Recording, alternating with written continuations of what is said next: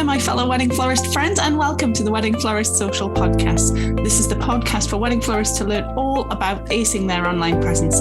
I'm your host, Vicky Laffey, and as a wedding florist of over 10 years now and a certified digital marketer, I want to help you get the right clients, get more followers, and never be stuck for content ideas again. Click the link in my description to get your free Wedding Florist Guide to Social Media Content Creation today. Well, hello and welcome back to Wedding Florist Social. Thank you so much for joining me again. It's an honor to, every time somebody listens into my podcast, and I'm really grateful for you. So thank you so much for coming back. Today, we are talking about red flags. It's a bit of a juicy one today. What do I mean by red flags? And well, we've all encountered them, first of all. I suppose today is a bit of a whinge, but in a constructive way. We've all been there, haven't we? Where, we get one of those couples, the couples that give us so many red flags along the way. And sometimes it's obvious at first. Sometimes it's not. Sometimes they slowly creep in as time goes on. Sometimes we don't even realize till it's too late. And, the whole booking leaves you feeling anxious and like you've done 10 rounds with Mike Tyson or something like that. We're talking difficult clients and nightmare jobs today. In particular, the warning signs, the red flags that are often there. Sometimes we ignore them. Sometimes we let one or two slide, and sometimes we want the job so badly we just book the couple in anyway. I mean, I myself have kicked myself a number of times for taking on bookings like that. And, when I've looked back in hindsight, and there were just red flags absolutely everywhere. And these sorts of bookings end up being really draining, mentally and physically. And you end up doing twice the work and or putting in twice the mental energy into this job, and as you should have. And you absolutely regret it, and you're exhausted afterwards. And, you never wish to see that couple ever again. Sometimes, we have that sort of couple where people say, right, I am never doing a wedding again. I am done with weddings. When this isn't when we do our best work, is it? If you've got someone like that, if you've got a client like that, and you don't feel good doing it, you don't feel good working with them or creating anything for them, and it's just not, you're not going to produce anything great for them because your heart just isn't in it, basically. If we're feeling anxious or full of dread, every time we get so much as an email from that person pop up, I think we've all had something like that, then you're just not going to be your best on the day, are you? And you're not going to give them the sort of service that they need or want, because you aren't the ideal florist for them and they're not the ideal client for you. And that's absolutely fine, I hate that when that happens, actually. When you see an email pop up, you get a notification on your phone, you're probably trying to relax on an evening, and maybe you are relaxing, and then you see an email pop up and you're like, oh, it's that person again. And you just, that's just not a good basis to be working on, is it? Nobody wants to work like that. So what do these red flags look like? They take many forms. It could be something quite mild, such as, your process or boundaries, for example, not being respected. Saying they can't meet during your working hours, and asking you to meet outside of them. It could be, mentioning something in the inquiry stage, and I had this the other day, actually, such as saying, oh, we're having our main wedding elsewhere, so we don't have much of a budget for this English wedding, or wherever you are, aka the flowers aren't important to us, so we don't want to pay much. And I don't know about you, but I've never done great work for people who aren't really into flowers. If they don't like flowers, if they're not bothered about flowers, if they're just going through the motions of stuff they should have for a wedding, then that's not my type of client. And I don't really want to do anything great for them because it would just fall on deaf ears, as it were. Or, it could be the sort of thing where it's unclear whether it's a red flag or just, simply it could be just a case of if they need a bit of educating. Sometimes it can appear as a red flag, but actually they just need to be told and guided, and that is fine too. Or it could be something quite obvious, such as asking for multiple consultations, nitpicking the all of the details in the quote, openly insulting you by telling you that they can get it much cheaper elsewhere. We've all had clients like that, I think, or we can all relate to it somehow. If you've done a quote for someone, or maybe they're asking exactly how many roses is in that design, or can we see versions of different versions of this design so we can make our decision. I don't know about you guys, but I don't do mock-ups or anything either, because I just think it encourages this sort of behavior. Even if the person's not being nasty, it's just not the sort of person I want to work with. That's entirely your personal choice if you want to do mock-ups, by the way. But I just feel like it encourages this behavior, this environment of sort of mistrust. I want someone to book me and go, you know what, whatever she makes for us is going to be amazing. We know, we've seen what she does before. We love it. Great. Just do some of your floral quarter magic for me, Vicky, please. That's the sort of client I want. I don't want the kind of client that is, has an exact picture in mind of what they have for their wedding, or else they'll complain. They're just not very nice people to work with anyway. It's plus it's impossible for us to do that. I think, we work with a natural product in a creative medium. So even if I, had an exact recipe for the flowers, the exact varieties, and 10 stems of quicksand rose and 6 stems of white stocks, or whatever it is, and I had those exact ingredients in front of me, and made the same bouquet twice, it's not going to look the same both times. And that's because we work in a creative medium with natural products. If I made a mock-up for someone right now with those exact same ingredients, especially with something like quicksand roses, where it's very, sometimes within the same packet, they can often be different colors, or, things like that. So if I made that same bouquet twice, it's going to look different, because nature and creativity, that's why.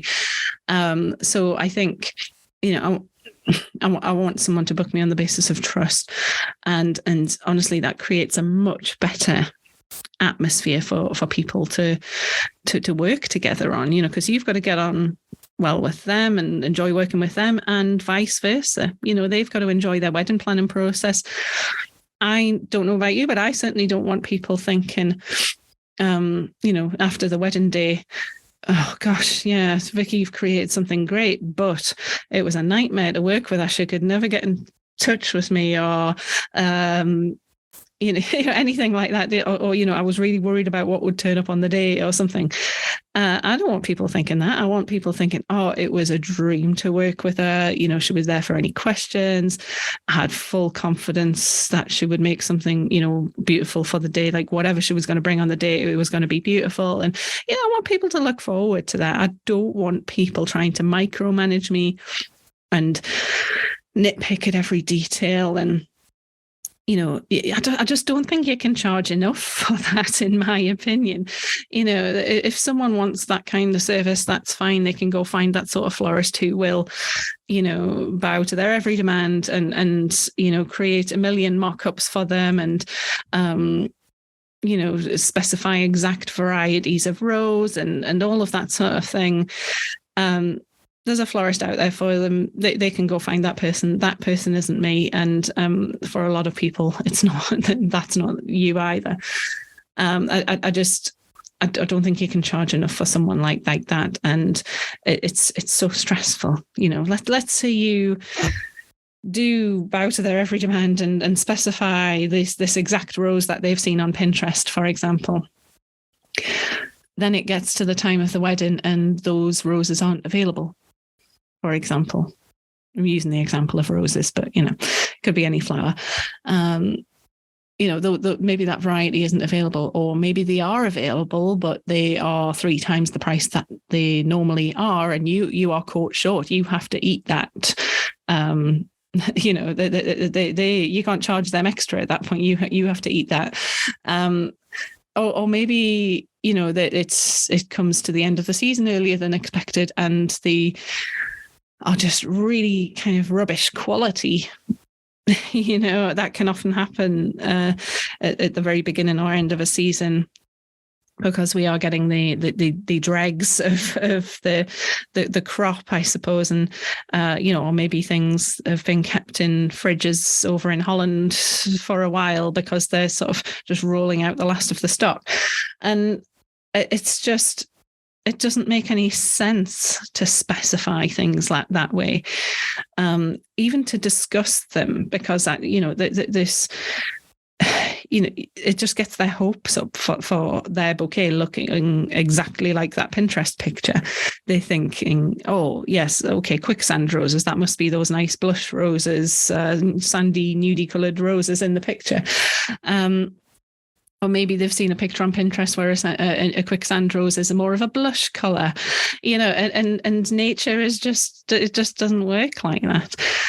So I think, for me personally, and I would definitely recommend this to everyone else, try and spot those red flags in the beginning. If somebody is not respecting your boundaries, whatever that might be, maybe they're saying, maybe especially if you've said to them, excuse me, while I run consultations in at such and such a time, maybe certain day or certain hours, and they say, oh, we aren't available then, can you meet on Sunday instead? And you don't work a Sunday. Don't feel obliged to do that. I mean, that is, to me, disrespectful. I'm sure they aren't meaning to be nasty, but this is just the start of something that could get worse. If they're not respecting your boundaries right now, it's only going to get worse. What you need to do is guide them and just say, and stick to your boundaries, because you have a life to lead as well. You have to do your own things. For example, me, I run them on an evenings. I don't run them on an evenings. I run them Monday to Friday. I think it's 9:30 till 5, and then Saturdays 10 till 3, and that's wedding dependent as well. If I've got a wedding on that Saturday, I'm not going to do them till about 2 o'clock in the afternoon. So I'll probably only be able to fit one in on a day like that. And I do that because I have a life. I like to relax on an evenings. If I have a consultation, if I booked a consultation in for like 7 o'clock, for example, I wouldn't relax on the run up to that. That's my whole evening taken up, even if you're just spending an hour with the person. My whole evening is taken up by it. I would be trying to eat my evening meal with my husband at about 6, for example, and not enjoying it, because I'll be thinking, right, okay, I've got to prepare for that consultation, and what are they going to ask, and things like that. That's just how my brain works, and I just, I hear people sort of saying, with regards to things like that they're afraid that they'll miss out. Basically, they're afraid they'll miss out on the business if they don't take those consultations whenever the person asks for it. And that's just simply not the case. I think people are always free. They're always able to find the time, especially in this day and age of working from home and things like that. I often have people just nipping out of work for consultations and then going right back to their work. If you're important enough to them, they will make the time. when you're available, essentially. So please don't feel obliged to do something that doesn't work for you. So that just covers one of the red flags. But I think generally the red flags, whatever they present themselves as to you, it's just really not worthwhile working with someone who presents those red flags and who you hear a little alarm bell ringing in your head, like, oh no, this isn't going to end well, or I don't get a good vibe about this person. You are well within your rights to tell them, basically, and to say, I'm sorry, I'm busy, I'm not available, or I don't think we're a good fit. It's perfectly acceptable to say that. You could actually say to someone, I don't think I'm the right florist for you. You can recommend someone else who you think is. There's a different florist for everyone. There's different clients for each person. What you enjoy working with might not be the same as what I enjoy working with. But you are well within your rights to not take that booking any further. If you have actually booked them and you're in this stage where you're thinking, oh my goodness, I wish I hadn't forgiven those other red flags, or, whitewashed over those things that were clearly red flags at the time, but I just sort of, forgave them or pushed them aside, and now I'm really regretting it. Then you can by all means exit that contract with them. You are in control of what happens with your business. You're in control of what your business looks like and who you work with. So if you have to fire a bride or a groom and say to them, I'm so sorry, I can no longer do your wedding, don't be afraid to do that. If that's going to be good for your mental health as a business owner, then 100% do it, because otherwise you're going to spend the next few months kind of not feeling very good at all. It's going to be stressful. It's going to be mentally and physically draining. And honestly, you'd be better off without them. If it's at the stage where it's too near a wedding to do that, it may be that, you maybe just have to just suck it up and get it done. But it could be perhaps that you need help with that wedding. Maybe you get someone else to do the majority of the front-facing stuff. But if that's the case, then it's a tough one, isn't it? I know you feel really bad about sort of leaving a booking or whatever, but sometimes it is kind of just too late. But sometimes these red flags don't present themselves till it's too late. So please do, at that point, if you're in that situation, just put your foot down. Set those boundaries, remind them of those boundaries again. Because I've heard of florists who, everything's going fine, and then it gets to nearer the wedding and the couple turn into a nightmare because maybe they're suddenly panicking, or they're thinking, oh my God, how is everything going to look on the day? How is everything going to come together? And what exactly is it that we're getting again? And, they come with loads of, Pinterest boards with hundreds of images on again. And even though you've already discussed the vibe and the style and the colors and all of that sort of thing, they suddenly panic, and they're at this stage where they're like, what we're going to have, what is everything going to look like exactly on the day? And I think at that point it's just a case of putting your foot down and controlling the situation. Just remind them of your boundaries. Remind them that we do not need to have another 3 meetings before the wedding in the next month. You do not need to email me 300 times to double check this and that and the other. Just put your foot down and just say, look, no, this is what we agreed to go ahead with. Happy to make small changes, but this is what we talked about. This is what we agreed. Fill them full of confidence that you do have their vision in your head. But certainly don't let it get to that stage where you're feeling really, really bad about the booking, and like you can't wait for the wedding to be over, because nobody wants to be in that position, do they? If any of this is ringing true to you, by the way, guys, feel free to drop me an email, hello@thecontentquarter.co.uk. Please do, get in touch with me somehow and let me know. Maybe you've got some stories of red flags that you wish you hadn't ignored as well. I would love to know. I'm doing this podcast so that it can help you guys, because I don't want any of you working like that. I don't want any of you feeling like I really hate my job, because sometimes one client can do that for you and you're thinking, oh my goodness, I am done. I don't want you feeling like that. I want you feeling amazing. I want you to have businesses that, where you have clients that fill you full of this joy and energy, and you think, yes, good job done. Well done, me, and pat yourself on the back. And you feel energized after a wedding, as opposed to, thank goodness that is over, the kind of feeling. That's the sort of clients I want for you. And whatever that means for you, because it'll mean something different to every florist listening. I want that client for you. So hopefully this podcast has kind of helped you to relate a little bit, but also helped you to know how to deal with it a bit, and given you the confidence to sort of back out of those situations or regain control of them as well. So thank you so much for listening, and we'll see you on the next episode.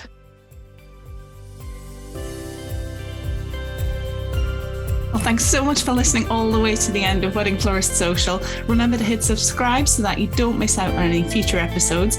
And if you want access to some free community and support, then head across to Facebook and look me up on the Worldwide Wedding Florist Community Group. I look forward to seeing you there.